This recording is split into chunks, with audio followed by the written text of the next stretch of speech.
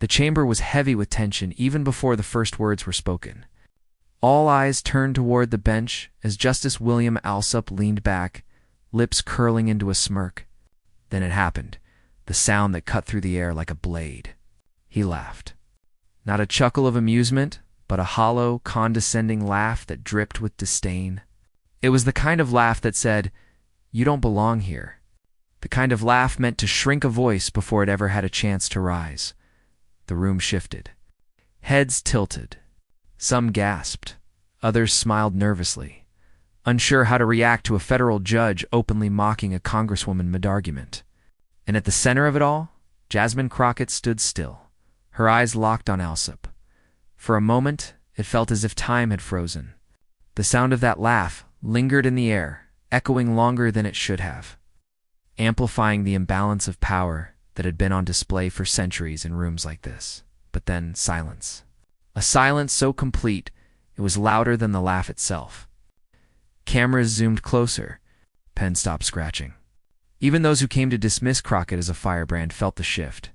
They watched her face for the telltale cracks of embarrassment or fear. None appeared. Instead, there was only stillness. A stillness that carried weight. A stillness that dared the room to underestimate her one more time. The laugh that was meant to humiliate instead revealed something else. Arrogance. It was the arrogance of privilege, of power so accustomed to being unchallenged that it believed it could laugh dignity out of the room. And yet, there she was, unmoved, unbroken, unflinching. The same woman who had clawed her way into these halls of power not by invitation, but by relentless determination. The same woman who carried generations of voices on her shoulders.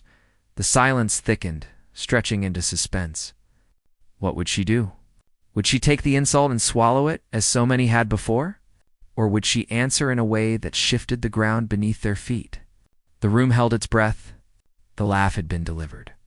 But what came next would decide who truly commanded the moment. No one in the chamber could have predicted what came next. This was not just another hearing. The stakes went far beyond the four walls of that chamber. At the center of the debate was a question that cut to the heart of democracy itself. Whose voice deserves to be heard, and whose gets laughed out of the room? When Justice Alsup let that condescending laugh roll off his tongue, it was more than a personal jab at Jasmine Crockett. It was a signal, intentional or not, that the establishment still believed it could casually dismiss voices like hers. For generations, moments like this had played out in silence. The powerful would smirk, sneer, or wave away the contributions of those who didn't fit their mold. Sure. And history would record nothing more than a procedural exchange. But this time, the cameras were rolling. This time, the country was watching. To the casual observer, it might have seemed like a minor interaction, just a judge chuckling at a lawyer-turned-congresswoman. But for millions, it represented something larger. It was the sound of elitism, the audacity of authority mocking those who dared to challenge it. It was the same dismissive tone heard in workplaces when qualified women are cut off mid-sentence. The same hollow laughter that greets marginalized communities when they demand equality, and Jasmine Crockett knew it. She could feel the weight of her district, of her history. Every person who had been told, "Your voice doesn't matter," pressing down on that moment.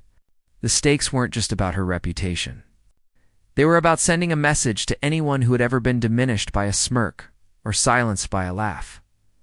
The irony, of course, is that Alsop's arrogance gave her the perfect opening. His laugh was supposed to disarm her.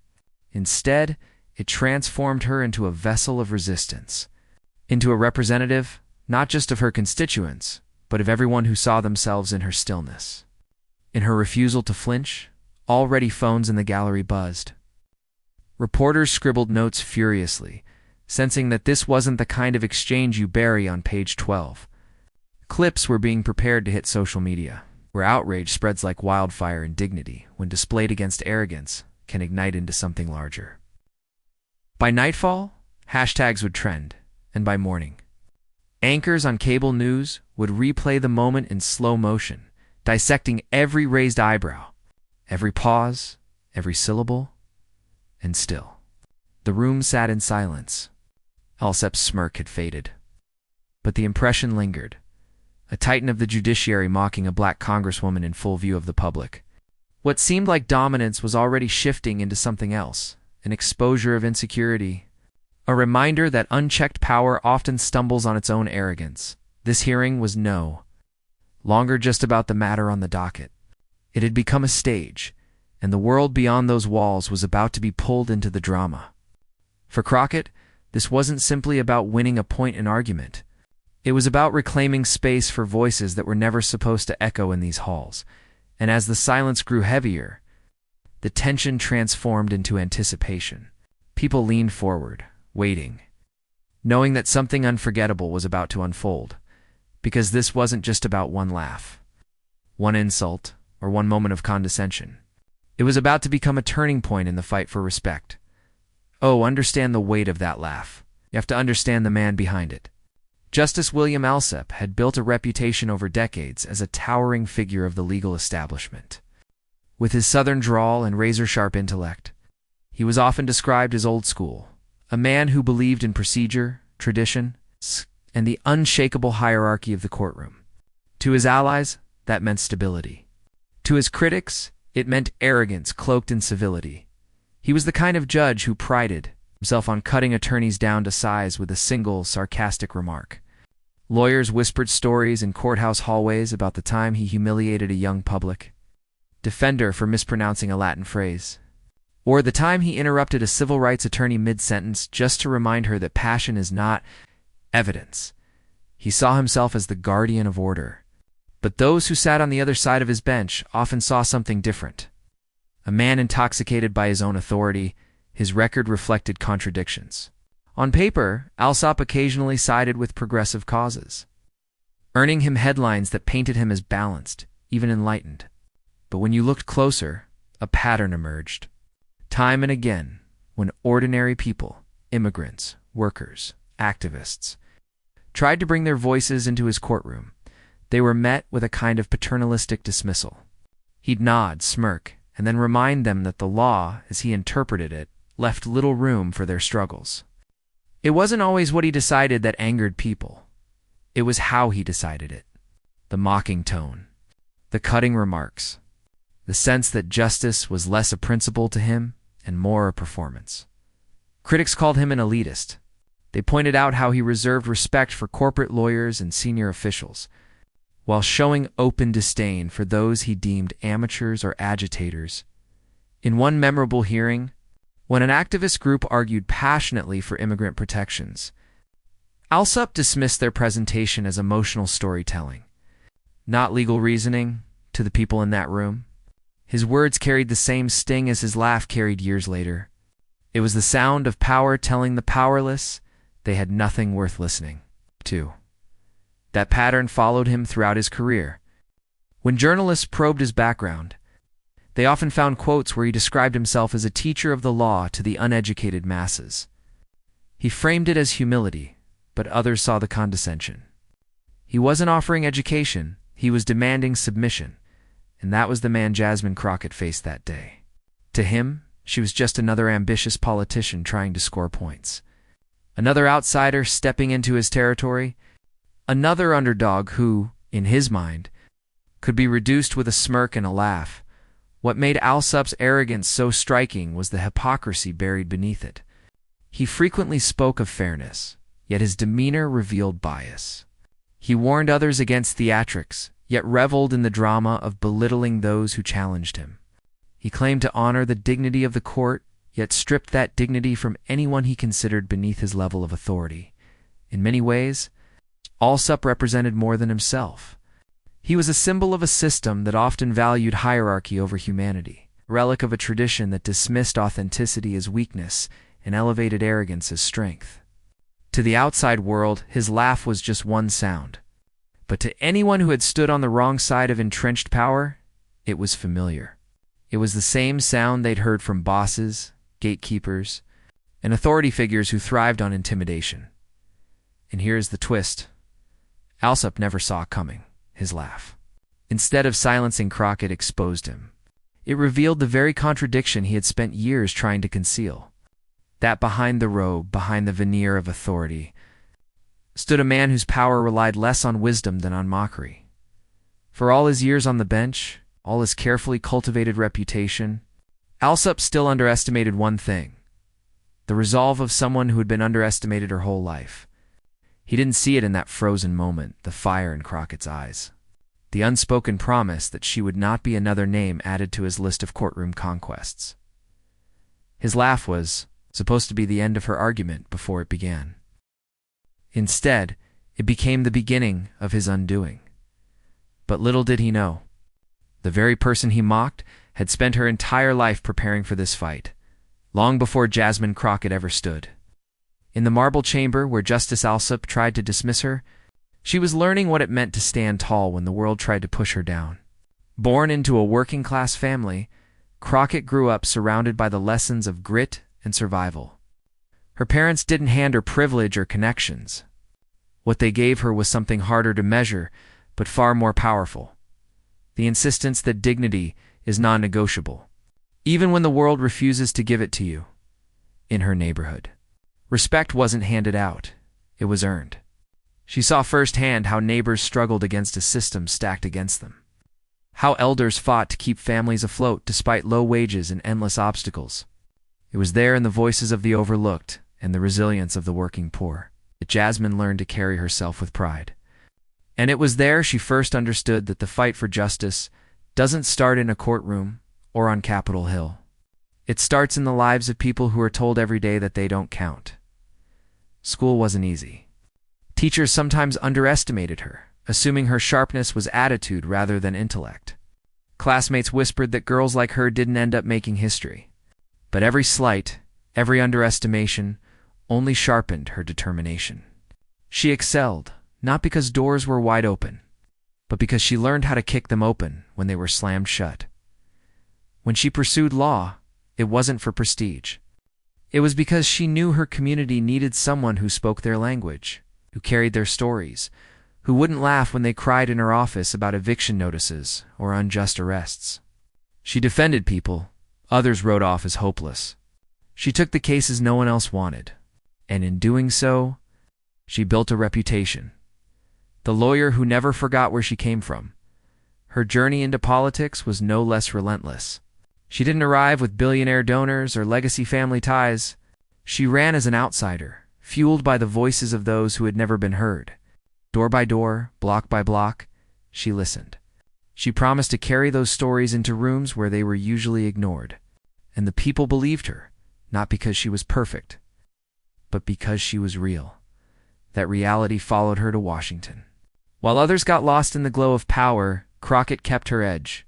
She remembered her mother working double shifts, her father's lectures about self-respect, her neighbors who counted on her to say the things no one else dared to say. To her, every sneer from the powerful wasn't just an insult to her. It was an insult to everyone she represented.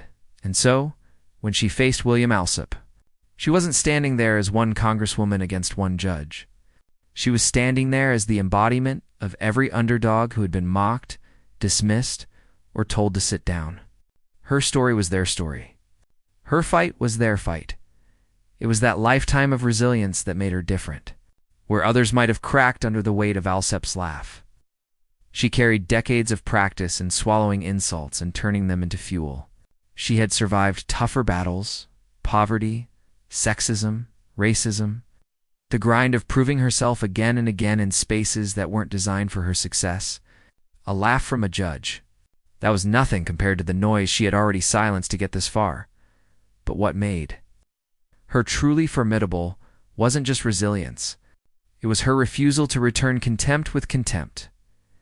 Crockett had learned that dignity is the sharpest weapon, that calm is louder than rage, that when you stand rooted in truth, even the cruelest laugh can't shake you. People often asked her how she managed to keep her composure when faced with so much disrespect. Her answer was simple: I don't stand here just for myself. I stand here for the people who can't. And in that, she revealed the heart of her power. She wasn't fueled by ego. She was fueled by service, by responsibility, by the weight of knowing that if she lost her cool, those who mocked her would use it as proof that dignity didn't belong to people like her, That day in the chamber? Every chapter of her life led to this moment. Every slight, every closed door, every long night of study. Every case she fought for, the voiceless. It all converged into the stillness of her gaze fixed on Justice Alsup. And so, when Justice Alsup laughed, Jasmine didn't flinch. She rose. The first words after the laugh were supposed to be routine. Justice Alsup leaned forward, his voice dripping with that same casual superiority. "Congresswoman," he began, "your argument sounds more like a stump speech than a serious legal point." The words drew a few forced chuckles from his allies seated nearby. It was a deliberate move. Diminish her substance by framing her as a performer rather than a thinker. Crockett did not move. She let the silence breathe, a pause so sharp it cut through the smugness in the room. When she finally spoke, her voice was steady, measured, a deliberate contrast to the derision aimed her way. "With respect, Your Honor, this isn't performance. It's reality for the people who sent me here." The firmness of her reply didn't raise the volume, but it raised the stakes. The chamber stirred. A few heads snapped up. Reporters' pens hovered mid-sentence. The exchange was no longer academic. It was personal, raw, charged with meaning far beyond the docket. Alsup's lips twitched again, this time less a laugh than a scoff. "Reality," he said, stressing the word like it was foreign on his tongue. "Reality has no place unless it's grounded in the law. And the law doesn't bend for emotions, no matter how passionately they're delivered." There it was, the condescension, sharpened like a blade. He wasn't just dismissing her argument. He was dismissing her very presence, her right to speak as though her lived experience carried weight. Murmurs rippled through the gallery. Some leaned forward with anticipation, others whispered nervously, as if watching a high-wire act with no safety net. But Crockett stayed calm. Her hands didn't fidget, her voice didn't rise. She answered simply. Then perhaps the law should catch up to the reality it's supposed to serve. A murmur of approval rolled through the back benches, quickly hushed, but not before Alsup heard it. His jaw tightened. The tension mounted with every word exchanged. Alsup began to cut her off, interjecting with clipped phrases, irrelevant, speculative, "You're wandering." Each interruption was meant to break her rhythm, to rattle her composure. But Crockett refused to rush. Each time, she reclaimed her space, her tone unwavering. Her sentences landing with the quiet force of someone who knew the stakes were larger than her pride. And the more she held steady, the more his composure began to crack. His voice grew louder, his dismissals sharper, his attempts at humor increasingly strained. It was the classic dynamic of arrogance unraveling in the face of unyielding calm. The harder he pushed, the more he revealed his own insecurity. Gasps punctuated the air when he finally snapped. "Congresswoman, this is not Sunday school. Spare us the sermons." It was too far, too blunt a jab that exposed his frustration for all to see. Even his allies shifted uncomfortably in their seats. Crockett didn't blink. She didn't need to. Her silence in that moment spoke louder than any retort could. She let the weight of his words hang, exposing their ugliness, allowing the chamber itself to recoil at the disrespect on display. By now, the tension was unbearable. Every eye locked on her. Every ear strained for her response. The insult had been delivered, the escalation complete. Would she stumble? Would she lash out in anger and confirm the stereotype he wanted to paint? Or would she do something else? Something no one expected. Something that could flip the power dynamic in an instant. The room leaned in, waiting to see if she would break. Or if she would strike back. The silence stretched like a taut wire across the chamber. Justice Alsup's dismissive words, "Spare us the sermons," still hung in the air, daring Jasmine Crockett to stumble. The weight of the moment was unbearable. For a long second, no one breathed. It was the kind of silence that precedes a storm, when everyone senses that something seismic is about to shift. Crockett's eyes didn't waver. Her body remained still, but her presence seemed to expand, commanding the room in a way no robe, no gavel, no title could. She waited, letting the silence itself become her ally. Then, with a voice calm enough to unsettle, she began. "Your Honor," she said, Steady and deliberate, the only sermon being delivered here is the sermon of arrogance. And the people I represent have been listening to that sermon for far too long. The first counterpoint. A small win. The gallery stirred. Reporters scribbled furiously. A few muffled gasps slipped out, followed by the unmistakable clicks of phones recording. It wasn't a loud rebuttal. It was a surgical strike, quiet but undeniable, cutting into Alsup's condescension with precision. Alsup blinked, clearly not expecting her to meet his mockery head-on. His lips parted, but before he could interject, Crockett pressed forward. "You say reality has no place unless it fits neatly into the law," she continued, her tone tightening, each word crisp as glass. "But tell that to the mother working 3 jobs whose wages don't add up to rent. Tell that to the immigrant child navigating a school system that never saw them as American enough. Tell that to the veteran's promised dignity, but left waiting for care that never comes. If the law does not meet reality, then it is the law that must evolve, not the people who suffer under it." The chamber erupted in murmurs. Some leaned back, stunned. Others leaned in, enthralled. Even Alsup's clerks exchanged wide-eyed glances. The tide was shifting. Alsup tried to cut her off. "Congresswoman, this is grandstanding," but Crockett raised her voice just slightly, not enough to seem unruly, but enough to command space. "No, Your Honor, this is truth. And truth has a way of cutting through the noise, whether it's welcome or not." Momentum surged. She wasn't just countering, she was building. Her cadence sharpened, her points layered like a rising symphony. Each fact she laid down chipped away at Alsup's veneer. His smirk faltered. His interruptions grew clumsy. Where once he held the room with arrogance, now he seemed smaller, cornered by the very dignity he sought to diminish. Respectfully, she pressed on. "You can dismiss me. You can dismiss my words. But you cannot dismiss the people who sent me here. They are not footnotes in your rulings. They are not anecdotes to be brushed aside. They are citizens of this country. They are America. And I stand here because their lives matter just as much as the corporations that stride through this courtroom with armies of lawyers at their side." The air thickened with applause restrained by protocol. The audience knew clapping would break decorum, but it vibrated in the silence nonetheless. On social media, the clips were already climbing. Hashtags like #Crockett claps back and #dignity over arrogance blinking across feeds in real time. One tweet read, "Did y'all see Representative Crockett just school a federal judge on his own turf?" "History." Another, "That's not a sermon." That S, survival, truth, and fire. #Crockett 2025. And still, she was not finished. Alsup tried again, his voice betraying strain. "This chamber is not for theatrics." Crockett leaned forward slightly, her eyes locked on his. "Then perhaps it's time this chamber stopped mistaking humanity for theatrics. If telling the truth about my people's struggle sounds like theater, that says more about your script than mine." Gasps shot through the room. The gallery froze, as if struck by lightning. It was no longer an exchange. It was a dismantling.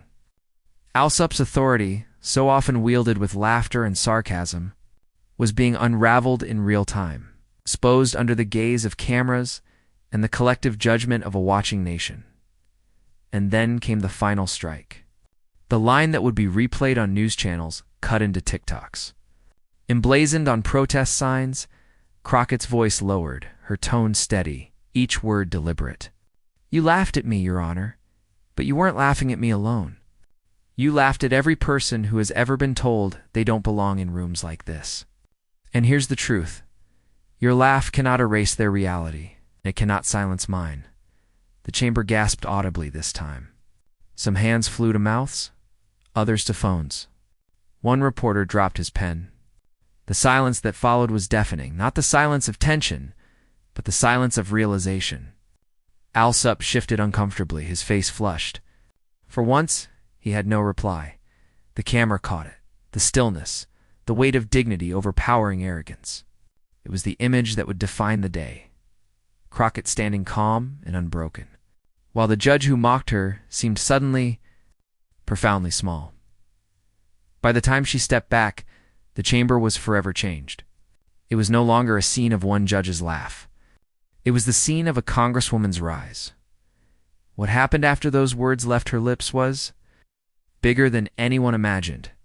The chamber's silence had barely settled when the outside world erupted. Within minutes, phones buzzed like wildfire. Clips of Crockett's takedown flooded timelines, raw, unedited, replayed from every angle. One headline screamed across screens, "Congresswoman Crockett silences federal judge with fiery rebuke." Another read. Mic drop heard across America. Twitter, TikTok, Instagram, each became a stage for the replay. Hashtags soared to the top of trending lists. Hashtag Crockett claps back. Hashtag dignity over arrogance. Hashtag laugh no more. Millions of views cascaded hour by hour.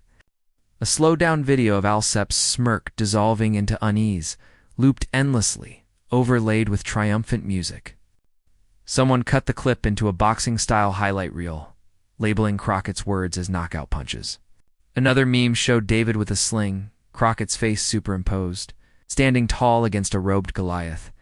Late-night hosts wasted no time. One opened his monologue with, "Tonight. A federal judge learned what happens when you try to laugh off a Texas congresswoman. Spoiler, you don't walk away smiling." The audience roared, replaying the final mic drop line on giant screens as the crowd leapt to their feet. Another host quipped, "If dignity were a weapon, Crockett just deployed it like a precision strike." But it wasn't only comedians or pundits. Ordinary people carried the moment with pride. Teachers shared the clip with captions like, "This is why I tell my students, never let anyone silence your truth." Veterans reposted it, adding, "She spoke for us when others wouldn't." Parents, workers, immigrants, voices that often felt ignored, saw themselves reflected in Crockett's unshaken calm. The ripple grew political. Commentators on cable news panels debated it like it was a turning point. A conservative analyst grumbled. She turned a court hearing into political theater, only to be met with a progressive counterpart replying, "No." She turned arrogance into accountability. Even neutral anchors couldn't deny it. The visual of Alsup shrinking while Crockett rose was impossible to spin away. Meanwhile, across dinner tables and group chats, people swapped reactions. A grandmother in Chicago texted her family, "Did you see that young lady stand up to that judge? Reminds me of the marches back in my day." A college student in Los Angeles tweeted, "Jasmine Crockett just gave us a new masterclass. Dignity as resistance." The power of the moment wasn't in any single clip, but in the collective heartbeat it awakened. It felt like watching a long overdue victory, not just Crockett versus Alsup, but the silenced versus, the silencer, the people versus, the establishment sneer. Politicians noticed too. Allies quietly nodded approval, even those who once dismissed Crockett as too fiery, too bold. Rivals scrambled, sensing the tide of public sympathy shifting. One strategist admitted on air she captured lightning in a bottle. That clip will haunt Alsup for the rest of his career. Even the markets of public opinion reflected it. Polls showed a sudden spike in Crockett's favorability, especially among young voters and communities of color. Articles speculated about her future. Headlines flirting with words like rising star and voice of a generation. And yet, beneath the noise, there was something quieter, almost spiritual. In barbershops and church halls, in corner cafes and subway cars, people whispered about it not just as a viral moment, but as vindication.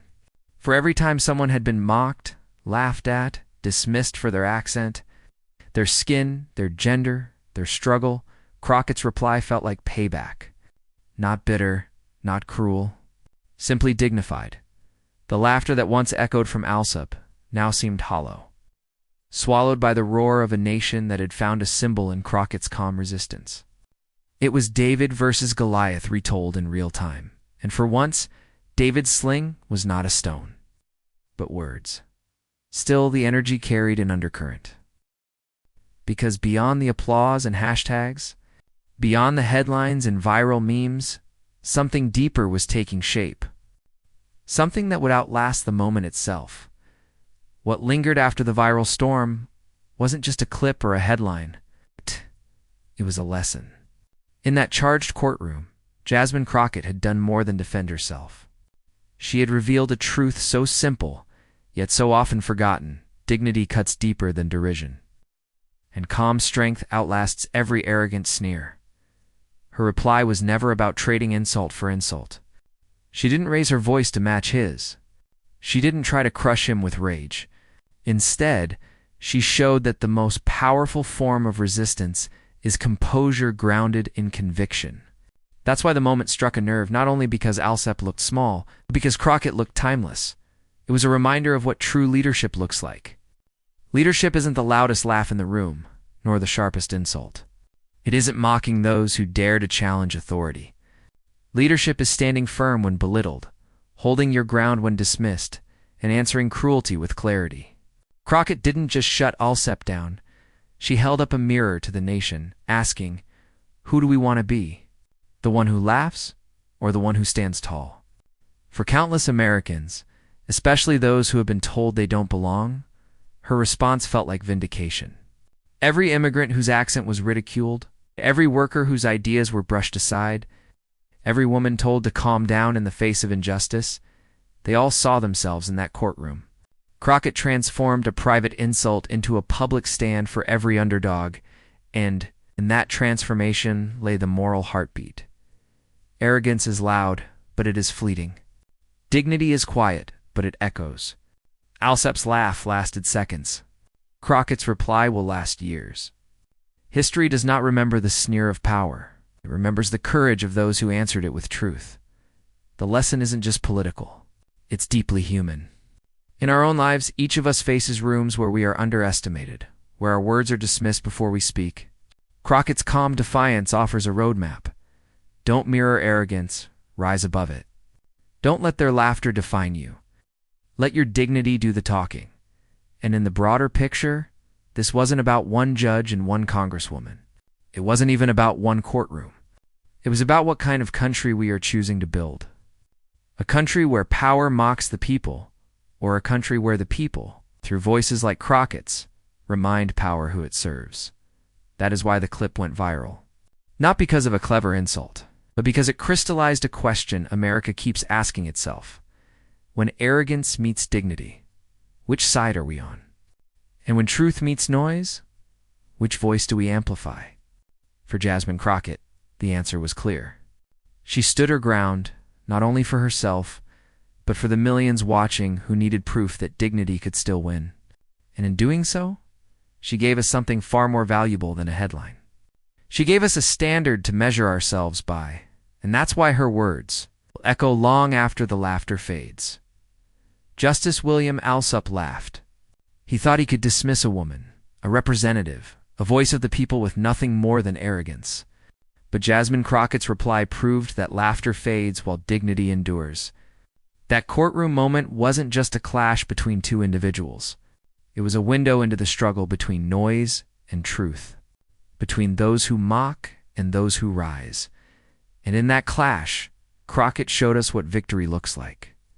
Not the kind measured in applause or headlines, but in the steady power of refusing to bend. She reminded us that the strongest weapon any of us carries is our voice, sharpened not by rage, but by principle. So when we look back at this confrontation, the title of this story tells the whole truth. Justice William Alsup laughed at Jasmine Crockett's argument, but her fierce reply shut him down.